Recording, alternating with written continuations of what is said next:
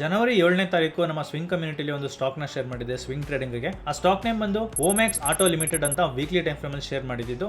ಅಲ್ಲಿ ಮೆನ್ಷನ್ ಮಾಡಿದೆ wait for the breakout ಅಂತ. ಏನಕ್ಕೆ ಅಂದ್ರೆ ಈ ಒಂದು ಪ್ಯಾಟರ್ನ್ ಇನ್ನ ಬ್ರೇಕ್ಔಟ್ ಆಗಿರ್ಲಿಲ್ಲ, ಈ ಒಂದು ಚಾನಲ್ ಪ್ಯಾಟರ್ನ್ ಬ್ರೇಕ್ಔಟ್ ಆಗಬೇಕಾಗಿತ್ತು. ಅಂದ್ರೆ ಈ ಒಂದು ಸ್ಟಾಕ್ ನ ಶೇರ್ ಮಾಡಿದಾಗ ಪ್ರೈಸ್ ಬಂದು 76.90 ಓಡ್ತಾ ಇತ್ತು, 77 ರೌಂಡ್ ಫಿಗರ್ ಅಂತ ಅನ್ಕೊಳ್ಳೋಣ. ಸೊ ಇವಾಗ ಚೆಕ್ ಮಾಡೋಣ ಪ್ರೈಸು ಎಲ್ಲಿ ಟ್ರೇಡ್ ಆಗ್ತಾ ಇದೆ, ಎಷ್ಟು ಮೂವ್ ಆಗಿದೆ ಅಂತ. ಸೊ ಇದು ಬಂದು Omaxe auto limited weekly time frame. So share ಮಾಡಿದಾಗ ಬಂದು ಈ ಒಂದು ಪ್ಯಾಟರ್ನ್ ಇನ್ನ ಬ್ರೇಕ್ಔಟ್ ಆಗಿರಲಿಲ್ಲ. ಶೇರ್ ಮಾಡಿದ ಪ್ರೈಸ್ ಎಷ್ಟು 76.90. ಓಕೆ, ನಾವು ಯಾವಾಗಲೂ ಬ್ರೇಕ್ಔಟ್ ಆದ್ಮೇಲೆ ಟ್ರೇಡ್ ತಗೊಳ್ಳೋದು.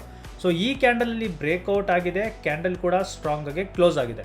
ಎಂಟ್ರಿ ತಗೊಂಡಿದ್ದ ಪ್ರೈಸ್ ಬಂದು 84.40. ಓಕೆ, 84.40 ಇಂದ ಈ ಒಂದು ಹೈವರೆಗೂ ಕ್ಯಾಲ್ಕುಲೇಟ್ ಮಾಡ್ಕೊಂಡ್ರೆ 45% ಶೂಟ್ ಅಪ್ ಆಗಿದೆ ವಿತ್ ಇನ್ 3 ವೀಕ್ಸ್ ಅಲ್ಲಿ. ಸೊ ಈ ತರ ಸ್ಟಾಕ್ಸ್ ಗಳನ್ನ ನಾನು ನಮ್ಮ ಸ್ವಿಂಗ್ ಕಮ್ಯುನಿಟಿಲಿ ಶೇರ್ ಮಾಡ್ತಾ ಇರ್ತೀನಿ. ನೀವು ಕೂಡ ನಮ್ಮ ಸ್ವಿಂಗ್ ಕಮ್ಯುನಿಟಿಗೆ ಜಾಯ್ನ್ ಆಗಬೇಕು ಅಂದ್ರೆ ಲಿಂಕ್ ಬಯೋದಲ್ಲಿದೆ, ಒಂದ್ಸತಿ ಚೆಕ್ ಮಾಡಿ.